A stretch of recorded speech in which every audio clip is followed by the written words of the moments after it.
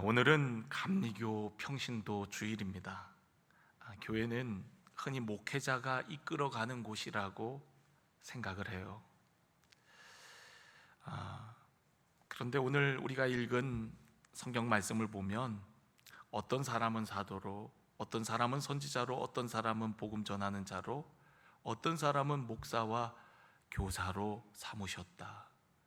교회 안에 다양한 직분과 역할이 있고 그들을 통해서 성도를 온전케 하며 그리스도의 몸된 교회를 세워 가신다라고 말씀합니다. 그러니까 교회는 모두가 다 중요해요. 목사가 물론 가장 큰 영향력을 미치는 건 사실이지만 교회의 모든 구성원들이 다 중요함을 오늘 성경은 우리에게 말씀해주고 있거든요. 특별히 우리가 교회의 구성원을 크게 우리 목회자 그리고 성도로 나눕니다. 그런데 우리가 이게 직분적으로 나누는 거지 사실은 우리가 근본적으로 들어가면은 다 하나님 나라의 사역자요 성도예요.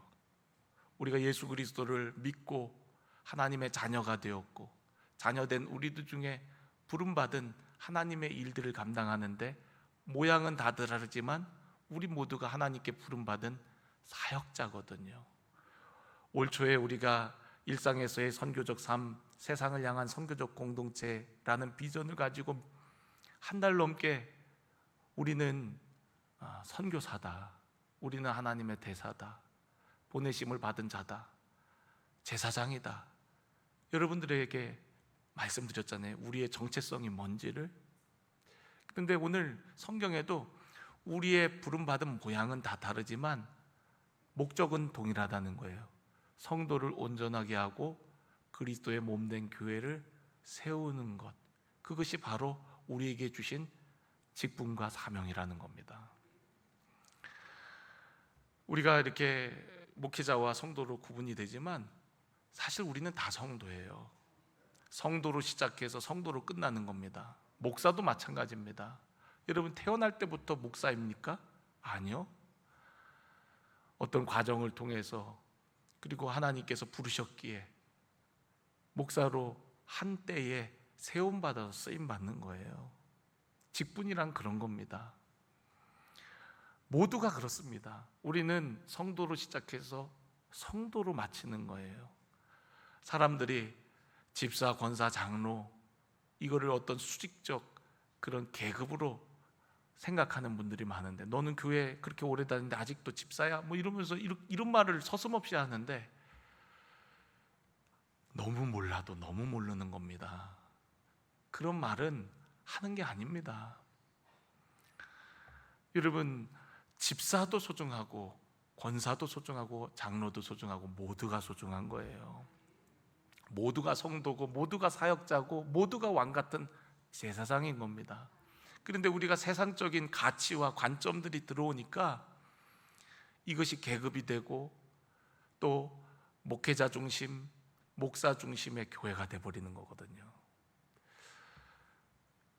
지금 우리도 이렇게 보세요. 목사가 무대에 서 있고 그리고 성도들은 다 마치 영화관의 관람석처럼 앉아 있어요. 물론 현대 교회가 필요에 의해서 이런 형태로 변화되었지만 여러분 초대교회의 강단이 어디 있어요? 무대가 어디 있습니까? 다 같이 그리스도의 이름으로 모이고 함께 형제 자매가 되어서 떡을 떼고 그리고 함께 말씀을 나누고 은혜를 나누고 기도하고 서로 섬기고 이런 무대가 어디 있었습니까? 그런데 우리가 교회가 규모가 커지고 시대가 달라지면서 교회의 형태가 이런 형태로 우리가 예배를 드리지만 여러분 자리에 앉아 있다고 해서 여러분 관객이 되어서는 안 됩니다. 예배를 구경하는 구경꾼이 되어서는 안 된다는 거예요. 우리는 하나님의 부름받은 사명자요 사역자요 또 교회의 지체라는 사실을 여러분 한순간도 잊어서는 안 돼요. 여러분 교회가 목사 중심의 교회가 되면 안 됩니다. 교회는 예수님 중심이어야 되고 성령님이 이끄시는 교회여야 되고 우리 모두가 하나님의 부름받은 일꾼으로 서로 다른 모습이지만 우리 모두가 기쁨으로 각자의 역할과 사명을 다할 뿐이에요. 어떤 사람들은 목사님 없으면 교회가 안 돌아가지 않아요? 아니요, 목사님 없어도 잘 돌아가는 교회여야 합니다. 그게 건강한 교회입니다. 많은 사람들이, 일꾼들이 내가 없으면 이 일이 될까? 그런 교만한 생각을 하는데, 여러분, 하나님이 능력이 없어서 우리를 부르십니까? 아니거든요. 하나님께서 우리를 그분의 영광스러운 일에, 우리를 사랑하시기 때문에 참여할 수 있는 은혜를 주시는 것이지, 하나님이 사람이 없어서, 일할 사람이 없어서 우리를 찾고 부르시는 게 절대로 아니란 말이에요. 하나님의 사랑 가운데 우리를 그 하나님의 거룩한 사역에 참여할 수 있는 기회, 그 모든 것이 사랑이요 은혜인 것이지, 나 없으면 교회 안 돌아가? 아니요. 물론 내가 중요하죠. 하나님의 사랑과 은혜를 받은 존귀한 존재니까 내가 중요한 동시에 나 없으면 안 돼, 이런 교만한 생각을 가져서는 안 된다는 거예요. 두 가지 생각을 다 겸비해야 돼요. 내가 중요해, 그러나 내가 없다고 안 되는 건 아니야. 이 두 가지 생각을 다 겸비해야 되는 겁니다. 저는 오늘 여러분들이 하나님의 부름받은 사역자라는 사실을 여러분 잊지 않으셨으면 좋겠어요. 운동장에 선수가 되어야지 구경꾼, 관객이 되어서는 안 됩니다. 저는 여러분들을 좋은 선수가 되도록 코치하는 코치와 같은 사람이에요. 우리의 감독자는 예수 그리스도입니다. 성도가 성도다운 그런 신앙의 삶을 살도록 가르쳐주고, 또 본이 되어지고, 또 그렇게 살아갈 수 있도록 돕는 역할을 하는 게 저의 역할이거든요. 그리고 여러분들이 사역하는 겁니다. 그래야만이 그 교회는 건강한 교회예요. 우리 감리교가 부흥할 수 있었던 중요한 이유 중에 하나는 바로 평신도들이 사역할 수 있는 교단이기 때문에 그렇습니다. 여자 안수도, 목사 안수도 제일 먼저 우리 한국교회 중에 제일 먼저 주었고, 여자 장로님도 제일 먼저 세웠고, 또 우리 감리교회 자랑은 우리 회의 그런 조직할 때, 우리 지방회라든가 연회라든가 총회, 우리 감리교 모든 중요한 것들을 논의하는 자리는 항상 목회자와 평신도가 동수입니다. 목회자가 20명이면 평신도도 20명, 그래서 함께 논의하는 거예요. 그래서 어떤 일들을 함께 결정하는 겁니다. 목회자들이 다 결정하는 것이 아니라 함께 논의해서 결정해서 나아가는 거예요. 우리 교회도 마찬가지예요. 담임 목사인 제가 결정하지 않습니다. 장로님들과 함께 논의하고 물어보고, 그렇게 결정하지 않는 것이 없습니다. 여러분, 이것은 우리 감리교회의 자랑입니다. 감리교는 자랑스러운 교단이에요. 평신도들을 세우고 그들을 파트너로, 동역자로 세워서 함께 일해 나가는 교단이 감리교회예요. 영국에서 존 웨슬리 목사님 감리교 운동이 폭발적으로 부흥할 수 있었던 것은 웨슬리 목사님과 함께 동역하였던 수많은 평신도 사역자들이 있었기 때문에 그래요. 수많은 이름들이 있지만 토마스 맥스필드, 존 넬슨과 같은 아주 평범한 광부와 노동자들, 이들을 세워갖고 말씀을 전하게 하고, 또한 소그룹을 맡겨갖고 속회를 지도하도록 하고 했을 때, 이런 자들을 통해서 폭발적인 분흥이 일어났던 거거든요. 웨슬리 목사님이 이렇게 보니까 성령 받은 평신도가 성령 받지 못한 목회자보다 훨씬 나은 거예요. 우리 거의 그리스도인이라는 말씀을 전했잖아요. 요한 웨슬리 목사님도 한때는 거듭나지 못해서 거의 그리스도인처럼 보이는 종교인이었다라고 얘기했잖아요. 그러니까 성령 받은 평신도가 성령 받지 못한 신학교육을 받은 그런 목회자보다 훨씬 낫더라는 거예요. 그러니까 그런 사람들, 성령 받은 하나님의 사람들을 세워서 그들에게 속회를 맡기고 그들에게 말씀을 전할 수 있는 기회를 주고 했더니, 여러분,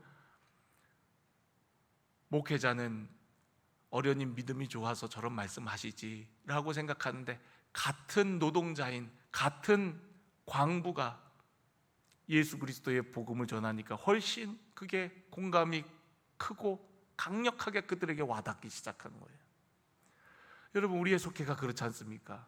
같은 평신도들이 모여갖고 삶을 나누고, 그리고 하나님의 말씀을 준비한 속장님이 또 말씀으로 권면하고, 그래서 속회가 강력한 거 아니겠어요? 지사님, 나도 같은 상황이었어. 나도 그랬던 적이 있어. 우리 같이 기도하자. 나도 그때 아무개 권사님 때문에 힘을 얻었는데 나도 집사님 위해서 기도할게. 같은 공감대가 형성되어 있는 평신도들끼리 은혜를 나누고 권면하고 말씀으로 이렇게 했을 때 훨씬 놀라운 이 은혜의 역사가 있게 되어지는 거죠. 초대교회도 여러분 보시면은 수많은 평신도들의 헌신과 섬김을 통해서 교회가 부흥하고 확장했던 것을 보게 되어집니다. 바울뿐만 아니라 바울과 함께 동역했던 디모데, 누가, 마가, 바나바, 수많은 사람들, 그런 사람들과 함께 동역하였기에 그 사역이 놀라울 수 있었고, 또한 많은 열매들이 있을 수가 있었던 것이거든요. 우리 감리교는 1979년부터 평신도 주의를 제정해갖고 지키고 있습니다. 평신도가 예수님의 제자로서, 청지기로서 선교와 봉사를 통하여 안으로는 개인과 교회 성장에 이바지하고, 또한 밖으로는 사회구원의 미랄이 되어지도록 하나님 나라를 이루어 가는데 쓰임 받도록 평신도들을 깨우기 위해서 1979년부터 우리가 이 주의를 지키고 있습니다. 여러분들은 관객이 아닙니다. 여러분들은 부름받은 하나님의 사역자입니다. 너희는 택하신 족속이요 왕같은 제사장이라 그랬어요. 여러분, 가만히 예배만 드리고 신앙생활을 다 했다고 생각하면 여러분 착각이고 잘못된 생각입니다. 오늘 여러분들이 하나님의 거룩한 사역자로 세움받고 쓰임받는 복된 삶이 되어지기를 간절히 원합니다. 우리 감리교는 참 너무 자랑스러워요. 우리 감리교 안에 목회자뿐만 아니라 수많은 훌륭한 나라와 민족을 위해서 헌신했던 평신도 지도자들이 너무 많습니다. 도산 안청우 선생님부터 김구, 이승만, 유관순, 조명옥 박사, 이수정, 남궁옥, 주시경, 서재필, 윤치호, 박에스더, 최초의 여성의사 박에스더, 우리 감리교인이에요. 다. 또 여멜의 여성들의 교육운동에 힘썼던 다 감리교 평신도 지도자들입니다. 사회적 관념을 깨고 시대를 깨웠던 수많은 하나님의 사람들, 목회자들의 지도를 받고 그들이 세상을 깨우고 변화시키는 평신도 지도자들이 되었던 거거든요. 그러니까 여러분, 오늘 주일날 예배 한 번 드리는 것으로 여러분의 소명을 다 했다고 생각하지 마시고, 정말 부름받은 우리들, 또한 보내심을 받은 하나님의 사역자라는 사실 여러분 잊지 마시고 그 사명을 잘 감당하는 우리 성도 여러분들이 되시기를 간절히 축원합니다. 그러면 그리스도의 몸을 세우고 하나님이 기뻐하시는 사역자의 모습은 어떤 모습일까요? 이게 중요한 거거든요. 네. 우리가 다 그런 정체성을 깨달았다면 그러면은 그렇게 살아야 되잖아요. 그렇게 살기 위해서 중요한 세 가지를 간단하게 여러분들에게 도전드리고 싶어요. 여러분, 말씀 잘 듣고 계시죠? 그리고 이 세 가지를 잘 들으셔서 정말 그렇게 말씀대로 순종하셔서 여러분의 삶이 위대한 하나님의 일에 동참하고 쓰임받기를 간절히 축원합니다. 첫 번째는 여러분, 예배자가 돼야 돼요. 하나님이 찾으시는 사람은 일꾼이 아닙니다.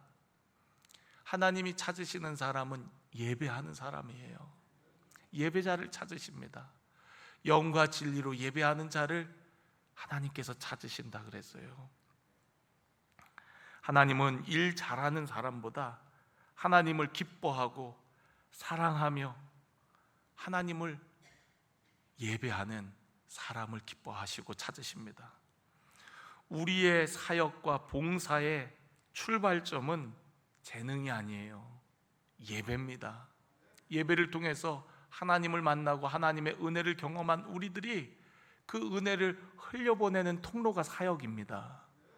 사역하기 위해서 예배를 드리는 게 아니에요.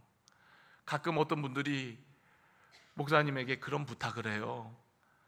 아유, 저분에게 뭐라도 맡기면 교회를 잘 나올 텐데. 아니, 맡겨서 교회를 나오면, 맡겨서 예배를 드리면 그게 하나님 앞에 온전한 예배가 되겠습니까? 뭘 맡아야 예배를 드리고 뭘 맡아야 우리가 하나님을 섬깁니까? 물론 그렇게 해서 예배 자리에 잘 나와갖고 그래서 예배자가 되어서 또한 맡겨진 일도 잘할 수도 있어요. 그런데 여러분, 순서가 잘못됐어요. 주객이 잘못된 겁니다. 우리가 예배드리고 은혜 받아서 그 은혜를 흘려보내는 통로가 사역이 돼야지, 사역하러 와서 그 사역을 하려고 보니까 예배도 드려야 되네, 그래서 예배 드리는 예배는 하나님께서 기뻐하지 않는다는 거예요. 그리고 그런 사역자는 예배가 우선이 아니고 사역이 우선인 사람은 언젠가 지치고 맙니다. 탈진되고 말아요. 왜냐하면 은혜의 공급이 없기 때문에. 우리가 포도나무의 비유처럼 여러분, 주님 안에 거해야 되잖아요. 주님과 연합해서 주님의 은혜를 날마다 공급받아야 되는데, 그 공급의 가장 큰 통로가 바로 예배인데, 그 통로가 막혀 있고 그리고서 열심히 사역과 봉사만 한다? 금방 지칩니다. 마치 시간이 가면 갈수록 메말라 버리는 가지처럼 그런 현상이 일어나는 거예요. 그래서 기쁨이 없어요. 감사가 없어요. 감격이 없어요. 왜요? 주님과 연결되어 있지 않기 때문에, 예배의 통로가 단절되어 있기 때문에. 우리 교회 안에도 봉사는 열심히 하지만 정작 예배 생활이 무너진 분들을 보게 될 때가 있어요. 사명이 예배보다 앞서지 않습니다. 예배를 드림보다 봉사가 중요해지고 하나님보다 일이 중요해지고 은혜보다 책임감이 앞서게 되면 결국 지치게 되어 있어요. 저도 그런 경험을 했던 적이 있어요. 청년부 사역을 하는데 청년부가 60명이었다가 나중에는 350명으로 부흥이 되니까 사역자도 부족하고 신경 쓸 게 너무 많아요. 사람들 신경 쓰고 예배 신경 쓰고 순서 신경 쓰고, 그러다 보니까 예배 드릴 때 저 맨 뒤에 서갖고 예배 드렸습니다. 예배를 드리는 건지 예배 드리는 그 환경을 신경을 쓰는 건지, 그렇게 몇 달을 드리고 나니까 내 영혼이 마르더라고요. 메마르더라고요. 기쁨이 없어요. 힘들기만 해요. 열심히 뭔가를 하고는 있는데 내 안에 은혜가 없어요. 왜요? 예배가 막혀버리니까. 예배의 장소에 없는 게 아닙니다. 예배를 드리고 있는데, 예배를 드리고 있지만 예배자가 아니에요. 예배를 돕는 자고 예배 인도자이지. 제가 우리 사역자들에게도 늘 한결같이 하는 얘기가, 예배 인도자가 되면 안 된다. 예배자가 돼야 된다. 강단에 서거나 저 자리에 앉거나 어디에 있든지 먼저 예배자가 되어야지, 예배를 이끌려고 하면 안 된다. 예배의 주인공은 주님이시고 주님이 영광 받으시고 성령님이 우리를 이끌어 주시는 거지, 사람이 이끄는 예배, 사람이 주인공이 되는 예배가 되어서는 안 되고, 우리가 앉아있던 서있던 어디에 있던 먼저는 내 영혼이 예배자가 돼야 내가 살고, 내가 살아야 다른 사람을 살리지 않습니까? 그러니까 예배가 그렇게 중요한 거예요. 여러분, 오늘날 사역을 하면서도 썬데이 크리스찬들이 너무 많습니다. 주일 예배를 드리면 성도의 의무를 다했다고 생각하는 거예요. 여러분, 어떻게 주일 예배 1시간으로 신앙을 유지합니까? 어떻게 주일 예배 1시간 예배 드리고 어떻게 신앙을 지키세요?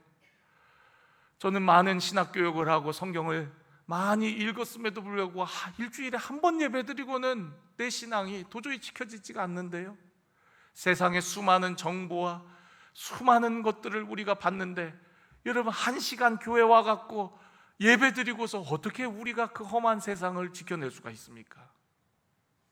그래서 여러분, 구원받은 하나님의 백성들에게 가장 먼저 사도 바울이 권면했던 권면이 무엇이었습니까?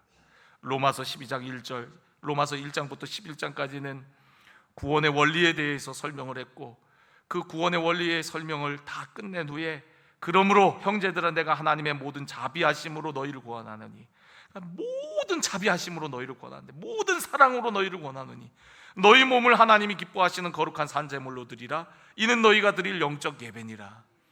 여러분, 예배에 대해서 얘기하고 있어요. 너희 몸을 거룩한 산제물로 드리라는 거예요. 삶의 예배자가 되어야 한다는 겁니다. 영적 예배자가 되어야 한다는 거예요. 매 순간 하나님 앞에 자신을 내어드리는 예배자가 되지 아니하면 안 된다는 거예요. 믿음은 들음에서 나고 들음은 그리스도의 말씀으로 말미암는데, 여러분, 일주일에 한 번 와갖고 말씀을 듣고서는 어떻게 삽니까? 어떻게 영적인 삶의 예배자가 됩니까? 그래서 우리가 큐티를 통해서 훈련하고 속회에서 나눔을 하고 점검하고, 그러면서 우리의 신앙이 늘 삶의 예배자가 되도록 하는 거 아니겠어요? 여러분, 죄송합니다. 여러분, 혼내키는 거 절대 아닌데, 여러분 듣기에 따라서는 오늘 목사님 또 이렇게 매주 올 때마다 우리에게 이렇게 부담스럽게 이렇게 그러시나.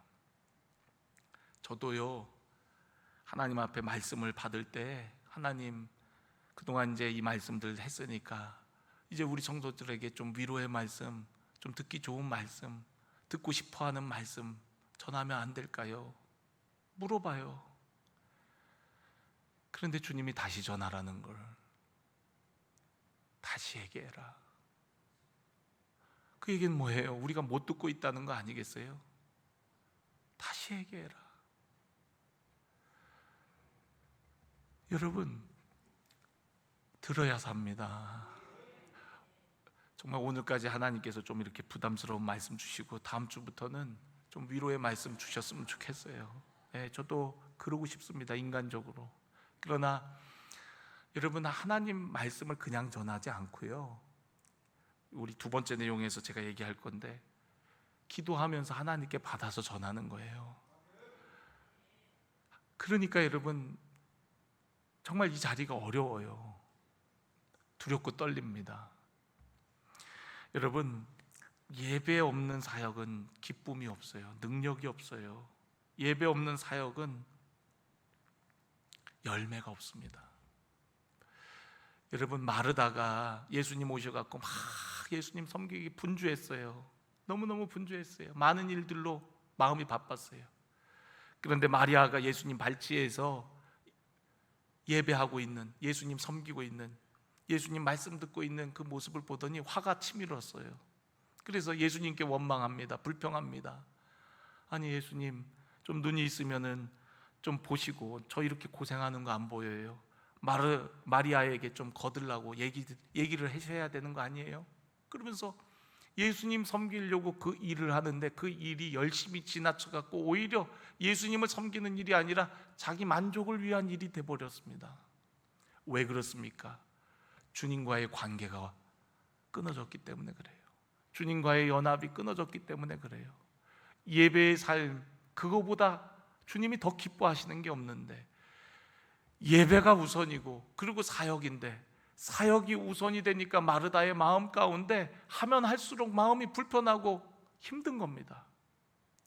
여러분, 오늘 예배를 통해서 주님과 연결되고 연합되어지고 은혜의 공급을 충만하게 받으시기를 주님의 이름으로 간절히 축원합니다. 두 번째, 그리스도의 몸을 세우는, 하나님께서 기뻐하시는 사역자는 어떤 모습이냐? 여러분, 기도에 힘쓰는 거예요. 기도에 힘쓰는 사람입니다. 예수님은 중요한 일을 앞두고 언제나 기도하셨어요.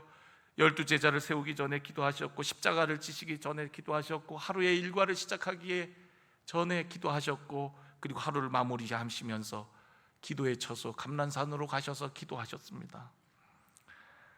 왜 그렇게 하셨습니까? 하나님의 일은 사람의 힘으로 되어지는 일이 아니기 때문에 그렇습니다. 오늘날 교회의 가장 큰 위기가 무엇입니까? 사역은 많은데, 프로그램은 많은데, 일들은 많은데 기도가 적다는 거예요. 회의는 많은데 기도는 적습니다.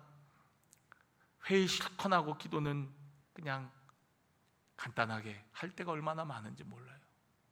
회의는 우리끼리 할 테니까 주님은 좀 나가 계세요, 이런 심리와 같습니다. 우리끼리 다 논의한 후에 주님 부르시면 그때 오셔서 좀 도와주세요, 이런 마음으로 우리가 모일 때가 있어요.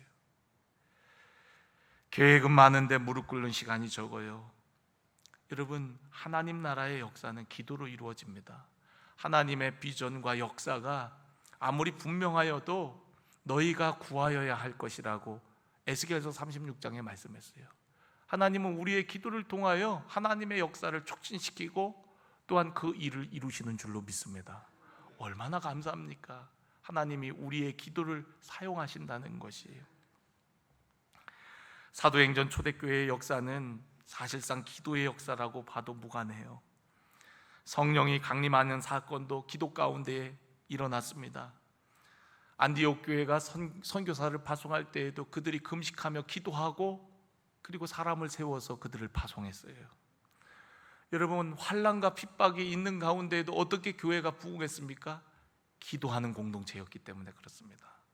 여러분, 기도하는 한 사람은 한 나라보다도 강력해요.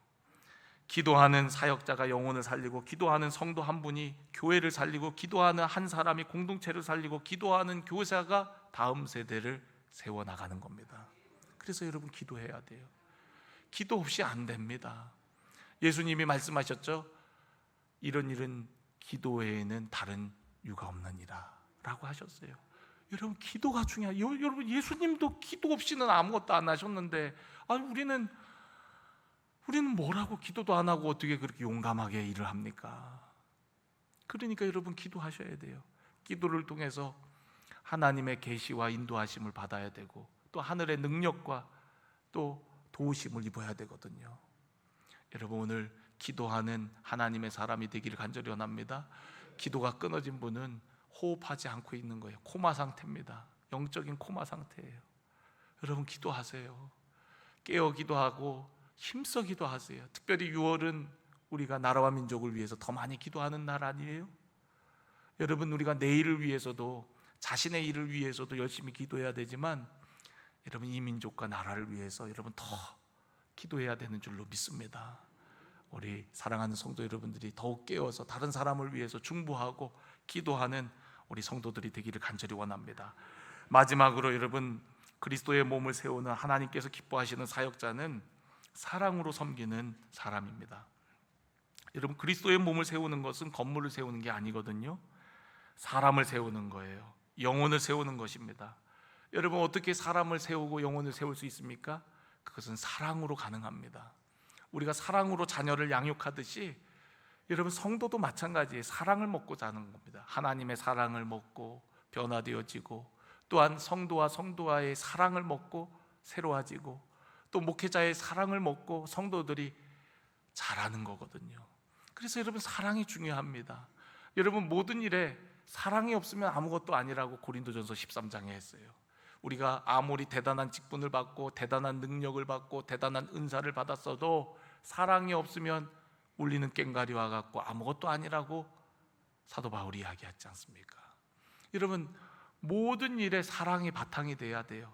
사랑으로 하나님을 예배하고, 사랑으로 다른 사람을 위해서 기도하고, 사랑으로 그 일을 봉사하고, 사랑으로 우리가 이 모든 일들을 하는 겁니다. 사랑이 빠져있는 사역은, 사랑이 빠져있는 일들은 아무것도 아니라니까요. 그러니까 여러분, 늘 내 안에 사랑이 있는가? 사랑으로 내가 지금 이 직분을 감당하고 있는가? 오늘 우리에게 맡기신 영혼들을 사랑하고 있는가? 사랑으로 깨어 기도하고 있는가? 사랑으로 섬기고 있는가? 사랑으로 낮은 자리로 내가 향하고 있는가? 늘 날마다 자기 자신을 점검하고, 그리고 그 사랑이 식지 않도록, 그 사랑이 고갈되지 않도록 늘 우리의 마음을 잘 지키고 관리해야 돼요. 여러분, 사랑 없으면 아무것도 아니라 그랬어요. 여러분, 오늘 우리 안에 사랑이 충만하기를 간절히 원합니다. 저는 우리 교회가 좀 더 사랑스러운 분위기였으면 좋겠어요. 네? 아니, 사랑스러운 분위기 많이 좋아지긴 했는데요, 아직도 내가 보기에는, 주님 보시기에는, 제가 보기에도 그런데 주님 보시기에도 그럴 것 같아요. 왜 사람들이 이렇게 왜 그래요 도대체? 교회 오면 그냥 반갑게 그냥 얼싸안고 뭐 잘 지냈냐, 뭐 보고 싶었다, 뭐 그러면서 그래야 되는 거 아니에요? 근데 왜 교회 오면 이렇게 다들 이렇게 쓱쓱 뭐 왜 이러고 다녀요? 왜? 이런 사람들이 아직까지도 많아요.